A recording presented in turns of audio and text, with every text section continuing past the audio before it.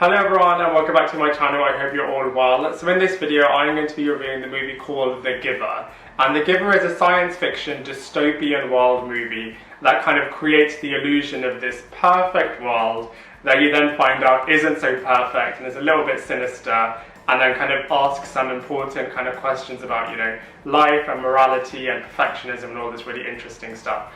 One of the things that I would say that I found a little bit frustrating about this film is that, the first and second act is kind of like a bit of a setup movie for the final act, which kind of really gets going, gets really exciting, gets really fast paced, really shows, the good side and the bad side, so to speak. And then it kind of suddenly ends, and then you just kind of be like, oh, this movie is like already over. And I know why they did it, because they obviously want to leave the ending kind of open-ended and ambiguous and kind of leave it to you to decide what you think. But I don't know, I was kind of left with a bit of a sour taste in my mouth because I just wanted more. And I hope they make a sequel. I hope a sequel gets commissioned and then you kind of see what happens next. But, for what it is, it's really interesting. It asks some interesting questions and, kind of paints this interesting dystopian world. So, for what it is, it's great. The cast is absolutely phenomenal, but, I was just wanting more, I suppose. But, yeah, let's talk about The Giver in this review.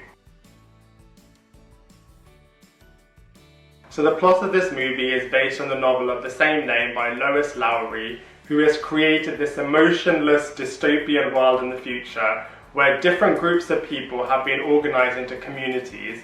In these communities, they are trying to rid their world of negative emotion and pain, such as sadness and envy, and as a result, everyone can only see in black and white, take mysterious injections on a daily basis, and talk in a really robotic way. One day, the high school students are graduating, and at the graduation ceremony within this community, the chief elder hands out different careers to the different students that are graduating. On this graduation, Jonas seems to be skipped past when all the careers are being handed out, but then you find out that he's only been skipped past because he's got a really special career as being the receiver of memory. The receiver of memory slowly gets memories of the past given to him by the giver, and these two are the only two people that can see in colour, can feel emotions, know kind of what's going on, and also know what the world used to be like before. These two have a very special role because they kind of tell the elders and the chief elders what to do when they need to make certain decisions that they're unsure about. So the movie kind of continues exploring what Jonas is going to do with this newfound information. The cast of this movie are just awesome. There's such a good caliber of actors in this film. It starts off with Brenton Thwaites, who plays Jonas, and he's the main protagonist in the movie. Brenton Thwaites is a great up-and-coming actor. He obviously played Orlando Bloom's son in the 5th Pirates of the Caribbean movie. He's now playing Robin in Titans, and just carries this movie really, really well. You can kind of experience what he's experiencing in terms of kind of being part of this robotic dystopian world, and then suddenly kind of feeling all these emotions and pain and all of that kind of stuff suddenly, and finding it overwhelming, and all of the things that he does in this movie you can really understand, as it kind of builds his character in particular really, really well.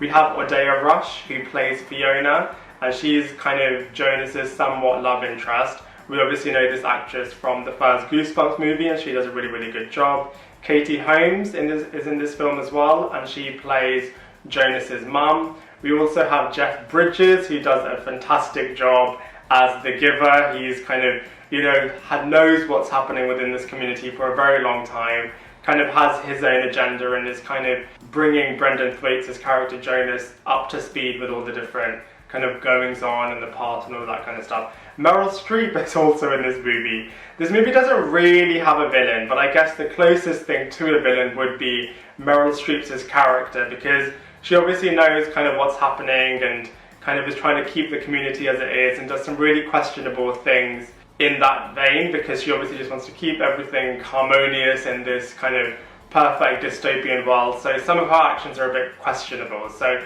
she kind of comes the closest to a villain. We also have Taylor Swift in this movie as well. She does a bit of a cameo appearance, so that's really interesting. So overall, the cast and actors in this movie are great.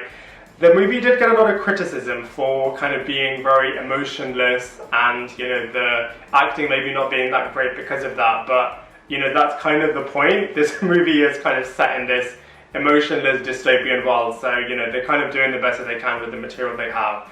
And because of that, you know, Jeff Bridges' character, Meryl Streep, and Brenton Thwaites' character kind of really come into their own because they're kind of very different to kind of everyone else in this dystopian world. So overall, you know, the characters, cast and actors are just excellent.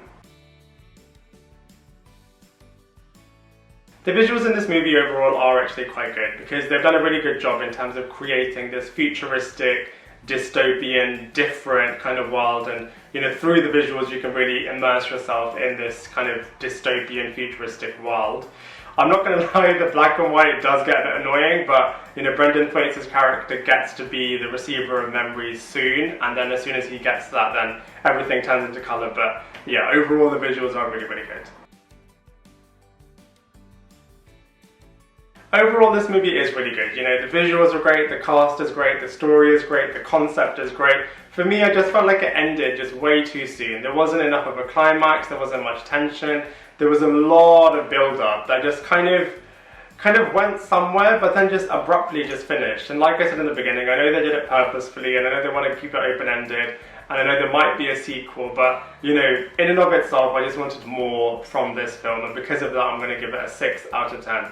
I'd love to hear what you think, so please let me know in the comment section below. Otherwise, I look forward to seeing you in my next video.